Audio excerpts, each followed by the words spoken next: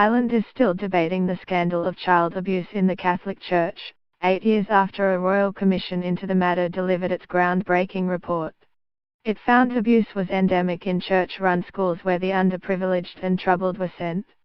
The Ryan Commission published its report in 2009, 10 years after it began, and found that beyond a doubt the entire system treated children like prison inmates and slaves.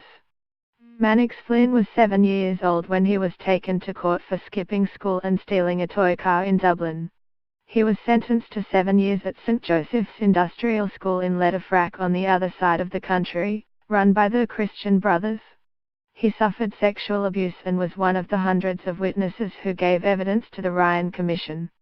The inquiry in Ireland was restricted by 2 rules: there would be no calls for prosecution and no sanctions of any party involved.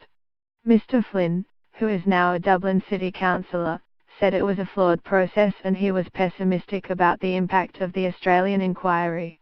The Royal Commission into Institutional Responses to Child Sexual Abuse in Australia is due to hand down its final report on December the 15th. So what will happen in Australia is that there'll be a mock shock, they'll print out the report, they'll find things we already knew but there will be no justice delivered, Mr. Flynn said. In Ireland 15,500 victims were compensated at a cost of €1.25 billion after an original forecasted cost of €250 million. The latest financial report, released in early 2017, makes for interesting reading, if only to see how little money the Irish government has been able to get from the Catholic Church. A National Board for Safeguarding Children in the Catholic Church was also established from the Ryan Commission. Its current Chief Executive Officer, Teresa Devlin, gave evidence to the Australian inquiry. The board is an independent watchdog that was set up by the Church and oversees all Irish congregations, setting standards of conduct and auditing and inspecting them. What will have to happen in Australia is that the same process will have to occur, that while that body will be funded by the Church they have to assert their independence, she said. They have to demonstrate their independence, and assert to the public at large that they are not in the pocket of the Church. She believed the board's work was making a difference. 2 years ago there were 270 new allegations against priests and religions in Ireland, she said. Last year there were 79.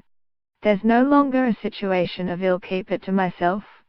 I have heard so many times, well, I told Father so-and-so and he did nothing. Father so-and-so now knows he has to do something. Patsy McGarry, a newspaper reporter in Dublin, covered the Ryan Commission for the Irish Times. It is impossible to do justice to the effect it had on the Irish people, he said. It was horrendous the stuff it came up with. It is not an exaggeration to say that the safest place for a child in Ireland today is on a Catholic Church premises. That's because of an army of women appointed by parishes to oversee the implementation of Catholic Church guidelines for the protection of children.